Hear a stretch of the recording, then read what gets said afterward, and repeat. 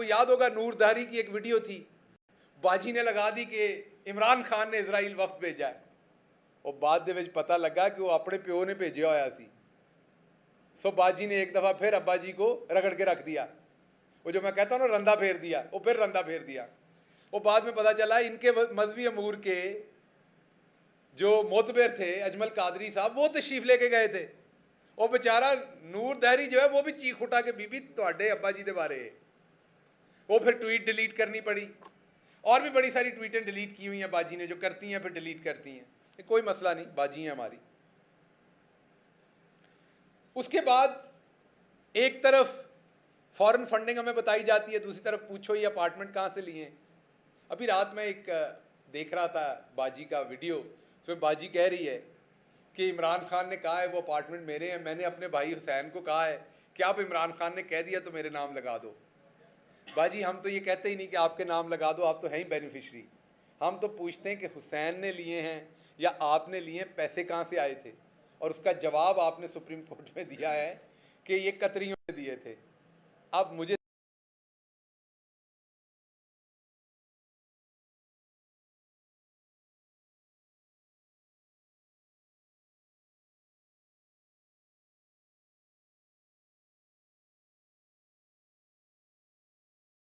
Qatar एक बैरूनी मुल्क है, बैरूनी मुल्क से आपको अपार्टमेंट लेके दिए गए और आपने कहा हमें तोहफा मिला। मैं नहीं कह रहा, ये आपने सुप्रीम कोर्ट में कहा हमें तोहफा मिला। मतलब क्या करते थे, उनके को बाल शाल काटते थे आप लोग, मतलब क्या करते थे जिस पर आपको तोहफा मिला? किस चीज को, क्या खिदमत अंजाम देते थे कि आप तोहफा वो आपको दे रहे थे? तो आपको तोहफे मिल रहे हैं कतरी से, तो वो फॉरेन फंडिंग नहीं है। हम जनाबे वाला उधर अमेरिका में जाकर शाहिद रांझा हो या इरफान हो या दूसरे हमारे जितने कारकुन हैं वो अमेरिका में हो, उनसे अब मुझे अभी भी याद है सारे $10-10 की इनकी मेंबरशिप भी थी। ये सारे इधर से, कोई मंडी बहाउद्दीन का रहने वाला है, कोई फैसलाबाद का रहने वाला, कहीं वो सारे फंडिंग करते हैं अपनी पार्टी को। वो करें तो फॉरेन फंडिंग है। कतरी आपको अपार्टमेंट लेके दें तो वो जायज है, अच्छा चले वो भी ठीक, कोई सबूत दे दें, फिर कहते नहीं वो ऊंटों पे पैसे गए थे। फिर पूछा, कहते नहीं वो हमारी तो ट्रस्ट डीड बनी हुई है, वो कैलबरी फॉन्ड में, वो भी जाली है। सो एक तरफ आपके कतरी खत, एक तरफ आपके इसराइली खत और वीडियोस, और दूसरी तरफ वतुइज़्ज़ु मन तशा वतुज़िल्लु मन तशा। बेशक रब देता है इज्जत और जिल्लत, आपके बस में हो तो आप तो किसी को जीता ना छोड़े। एक तरफ आपके ये खत और दूसरी तरफ मस्जिद अक्सा के इमाम मस्जिद का खत इमरान खान के लिए, क्योंकि वो उम्मत मुस्लिमा का लीडर है। मैं दोबारा बता दूं, बाजी को पता नहीं होना, मैंने बताया ना वो चुगलियां करने वाली बाजियां थे ऐ ही दस सकदियां ने कि आजकल सना सफीना का जोड़ा केड़ा नवा आया हुआ है। सो उनको मैं बता दूं कि मस्जिद अक्सा जो है वो इस टाइम वहां पर मुसलमान उस इलाके में जो है वो इजराइल के गज़ब के अंदर है। तो उसका इमाम मस्जिद जो है, एक तरफ आप अजमल कादरी को पहली हुकूमत में भेजते हैं और अभी हुकूमत आती है तो अहमद कुरैशी को भेज देते हैं। अभी हुकूमत आई तो अहमद कुरैशी का वफ्द भेज दिया, पाकिस्तानियों का वफ्द इसराइल। एक तरफ आप भेज रहे हैं, दूसरी तरफ मस्जिद अक्सा का इमाम मस्जिद इमरान खान की सताइश के लिए खत लिख रहा है। यह है वो इज्जत और जिल्लत, जो खुदा जिसके हिस्से में देना चाहे वो उसकी मर्जी है। ये खरीदने से नहीं मिलती, ये जोर लगाने से नहीं मिलती।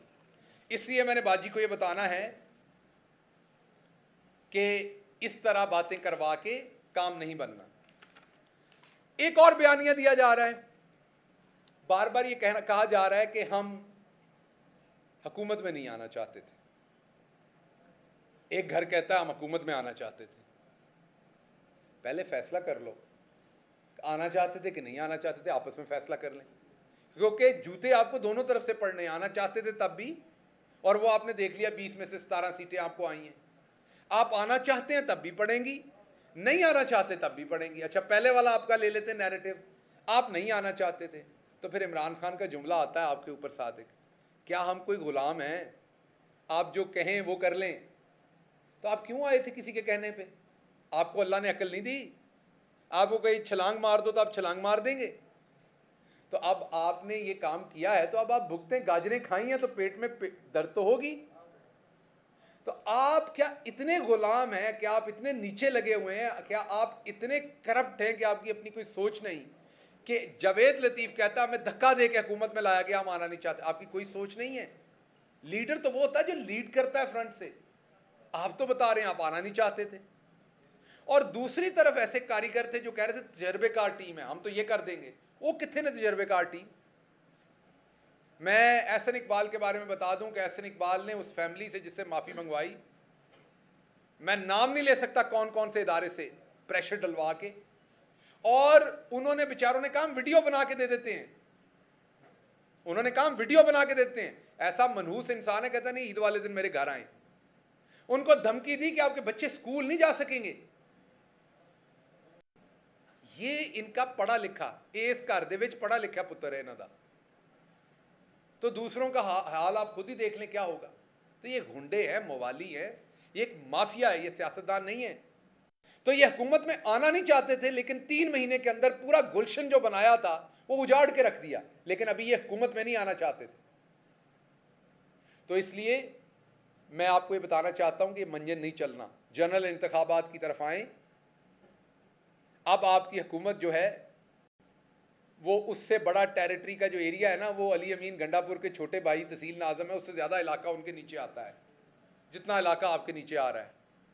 अब राणा साहब आप वही हरकतें कर रहे हैं कि जब किसी पुराने हाथी के दांत निकल जाए ना, तो फिर वो बड़के मारे ना बड़ी बड़ी, तो मुंह में हवा भी नहीं रुकती दांत ना होने की वजह से, वो भी फुसक करके निकल जाती है। तो अब आप टूथलेस हैं, आज अखबारें भी लिख रही हैं। तो आप गाली गलोच खान साहब के लिए ना करें। ऊपर को देख के थूकेंगे तो आधा थूक आपकी मूंछों में रह जाना है, आधा वापस आके आपके ऊपर गिरना है, पूरा थूक आप ही के ऊपर गिरना है। तो खान साहब को गालियां ना दें, आप मेरे शहर से हैं, हम चाहते हैं हम आपका एहतराम करें, लेकिन आप एहतराम करवाएं भी। आप अपनी वजारत दाखिला करें, अपने जौहर दिखाएं अपनी वजारत के अंदर, कोई पाकिस्तान के पासपोर्ट की इज्जत बेहतर करवाएं, पाकिस्तान के अंदर कोई और अमनो अमान के ऊपर बेहतर काम करें, को अपने जौहर दिखाएं जो आपको चीज़ मिली हुई है। लेकिन ये काम आप ना करें तो बेहतर होगा, पहली बात। दूसरी बात यह है कि मैं बड़ा वाजे कर दूं कि बयानिया एक ही है। अब अवाम जनरल इलेक्शन चाहती है, अवाम नहीं चाहती कि इन चोरों को अवाम मजीद बर्दाश्त करे। मैं गुर्बत का आलम आपको बता रहा हूं। अब तो क्या हो गया होगा जब डॉलर 250 का हो गया। जब हमारी हुकूमत थी तो उस दौरान मैं बता रहा हूं जिस प्रोग्राम पे ये हंसते थे,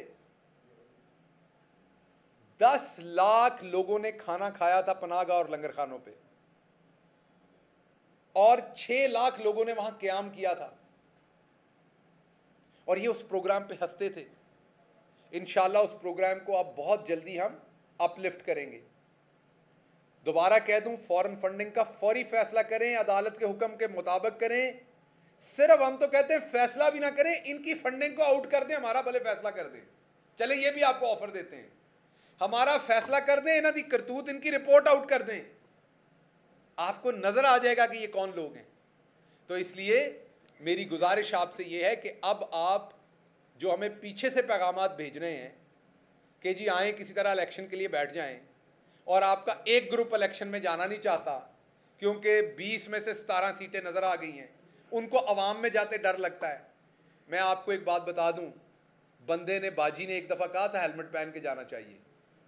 आपने सारी बातें बाजी की नहीं माननी, जो बातें सारी बाजी की मानता उसका हाल नवाज शरीफ जैसा होता है। मैं आपको एक बात बता दूं, बंदे ने हेलमेट पहना हो तब भी सर में जोर से जूता लगे चोट लगती है। नहीं यकीन तो ट्राई करके देख लें। इसलिए इस चक्कर में नहीं रहना कि हेलमेट खरीद लेंगे और अवाम में चले जाएंगे। पता चला लाहौर में आप लोगों ने धड़ाधड़ हेलमेट उठाने शुरू कर दिए हैं, इससे भी काम नहीं शुरू होना आपका। सो अब हेलमेट पहने या आप तरबूज को उल्टा करके पहने, अवाम को आपका नजर आ गया कि आप छोटे मोटे चोर थे। आज भी मेरे ख्याल बिजली महंगी करने जा रहे हैं आप छोटे मोटे चोर थे, ये फंस गए यहां पर ऊपर।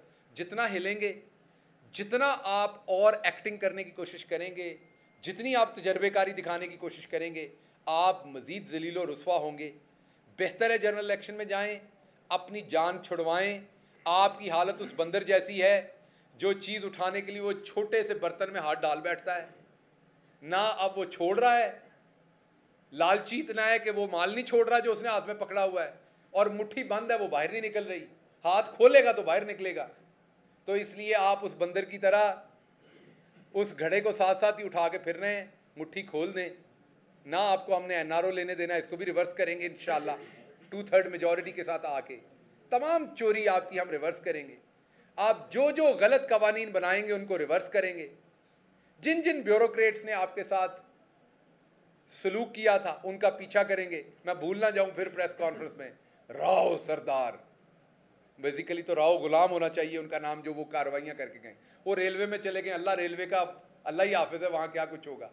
तो जो मुसाफिर रेलवे पे सफ़र करते हैं, आपको ये पता हो कि आपका आईजी अब एक बुज़दिल है, तो अपना सामान शमान जो है वो ज़रा हिफाजत में रखा करें, क्योंकि डाकू आ गए तो राव साहब ने कहना आओ जी जो मर्जी कर लो, जो कुछ उन्होंने 25 मई को किया था, जो कुछ उन्होंने असम्बली में किया था। तो इसलिए अब रेलवे के अंदर राव गुलाम साहब आईजी हैं, तो जो रेलवे वाले हैं वो भी अपना ख्याल कर लें, जो भी मुसाफिर वहाँ सफ़र करते हैं वो ज़रा अपने सामान की हिफाजत खुद करें। सवाल आ जाए। सर ये बताइएगा कि अभी जिस तरह आपने कहा कि इलेक्शन की तरफ जाना है और नून लीग के दो ग्रुप्स हैं, एक चाहता है इलेक्शन हो और एक चाहता है कि इलेक्शन ना हो। सर आप जो हमें नजर आ रहा है